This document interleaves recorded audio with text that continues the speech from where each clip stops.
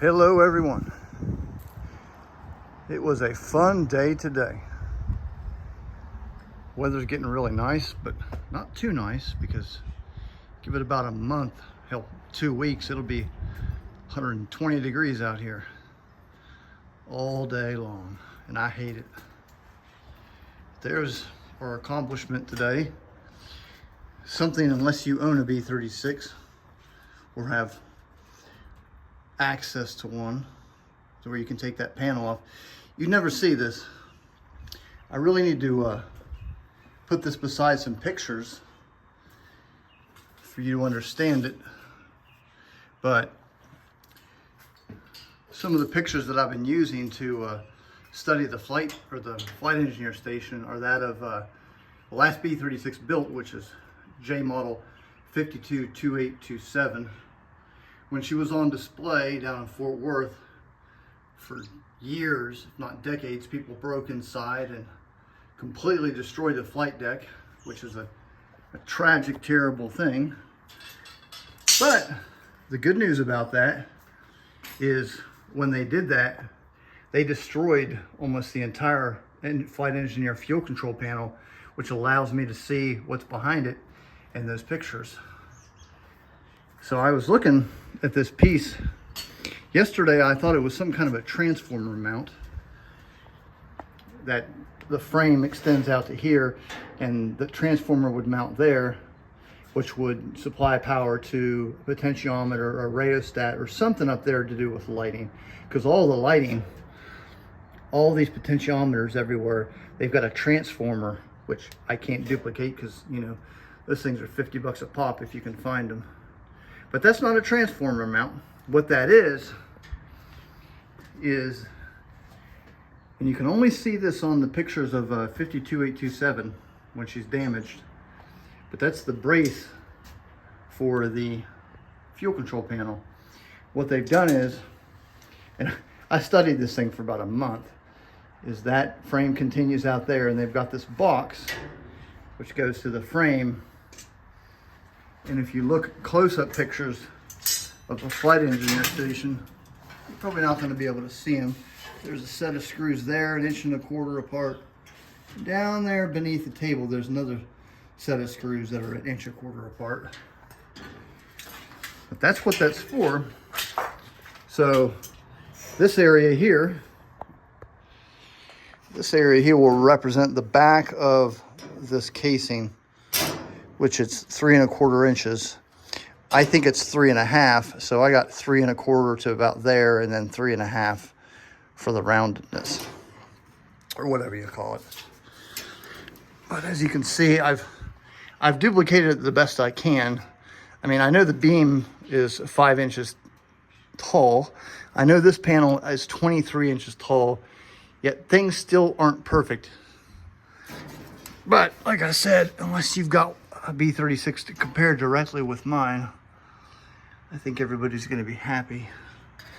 I've got pictures of the inside of this. I know exactly what this looks like.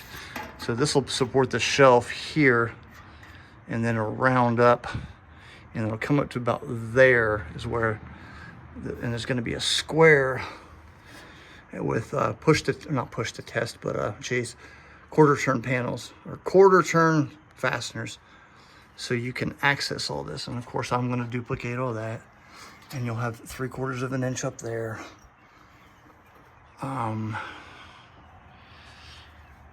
Yeah, I figured this thing out last night about this morning about 1 in the morning, and I couldn't sleep. I was so excited.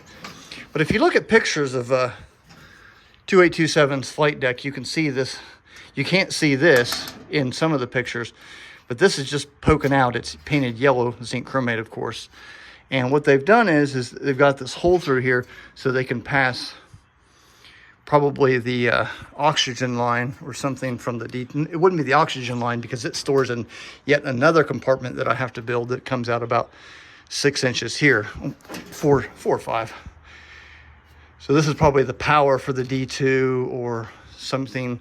I theorize that they angled it and they didn't do it solid to allow these wires to come through here. Of course, I've got these speed nuts up here so they can't fall, because if you were trying to take the panel off with those screws or reinstall it and these fell, you wouldn't be able to get up there. That would be just a mess. So I don't have any actual close-up of this area. This is all my imagination, but it all works based on the grainy picture I have of this area.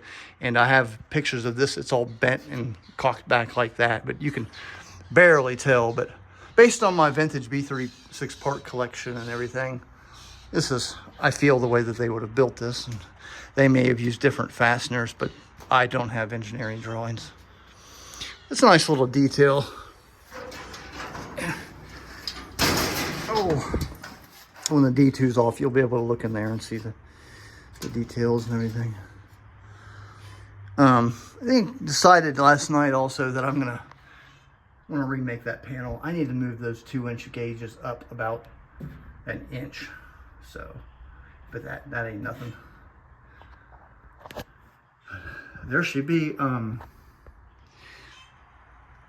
I got a GoFundMe donation a few 3 days ago or whatnot. Thank you for that. With that, I'll be able to afford to buy a sheet of 3003 20 gauge. That will allow me to make essentially this entire casing, what needs done on the back, the bottom part of the casing, and probably everything applicable here. And I may be able to do this, the side fairings with it, but the side fairings are a low priority because I don't want those to get banged up. But man, this thing's really coming along. Doing a lot of research here, seeing where all these panels bolt or screw on, how everything works here. This is nice. Lots of research in this area. That's it. Oh, for what it's worth, this does go with the straight line of the aircraft. It was kind of out there, which was an assumption, but I realized it goes like that. And then this line goes out about 6 inches, and then it'll go straight, and then like that, and it's curved. Fun stuff. I'll see y'all next time.